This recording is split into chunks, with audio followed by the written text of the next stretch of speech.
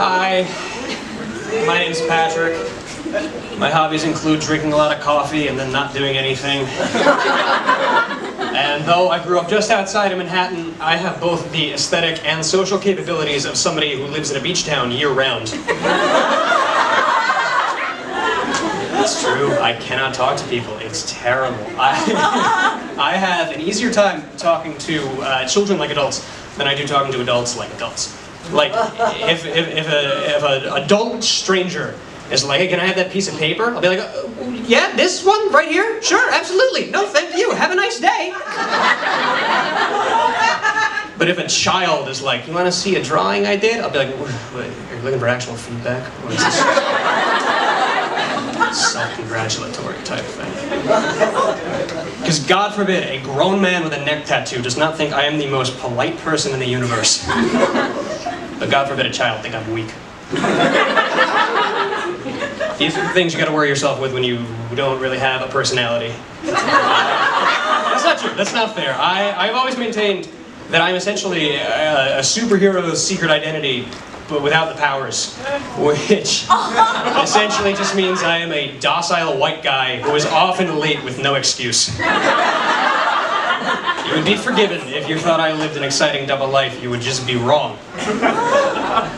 You never see Patrick and Spider-Man in the same place at the same time. Oh, there they are. Guess he's just unorganized. I don't know if you think you want a Hulk movie where he's just the guy the whole time. I can tell you firsthand, you do not. I turned 21 recently.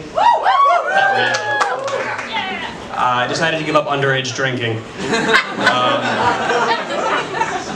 No, it's bad being 21 in college. It is, because I'm supposed to feel like I'm transitioning into adulthood, and somebody else is making me mac and cheese more than once a week. Horrible. There should be a buffer year between the time in which I'm expected to pay rent and the time in which I have to take a gym class. It doesn't add up to me. Colleges in general are wacky. Not wacky, a scam.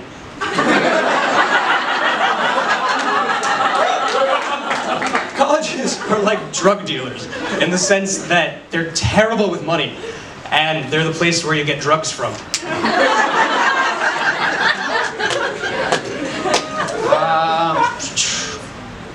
Any fans of organized religion? Let's hear it for organized religion.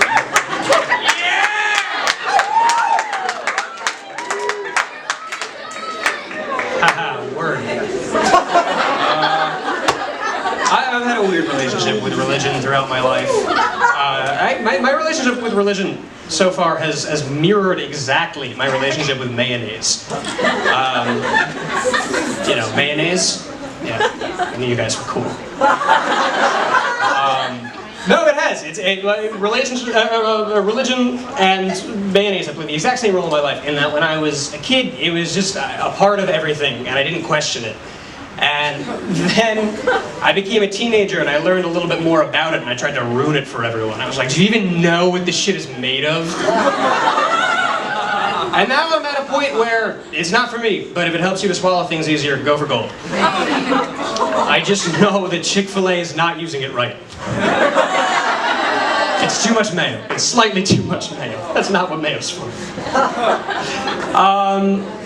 Speaking of the thing I was speaking of, I went to church with my family for Christmas Eve, like the good little fraud I am. And halfway through the Mass, a baby started crying violently, which I was raised Catholic, I knew that was part of it.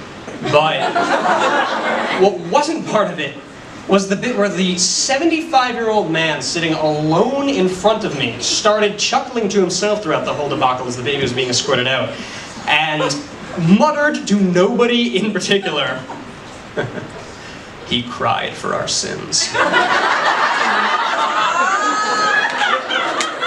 I had a very similar reaction. Unfortunately, I realized all too late I was the only person who had heard this, prompting everybody in the building to turn around and give me a dirty look, including this 75-year-old man. Do you understand how betrayed I felt? This motherfucker had the audacity to say the funniest thing I had ever heard in a place of worship, and then look at me like he hadn't. Thank you, guys.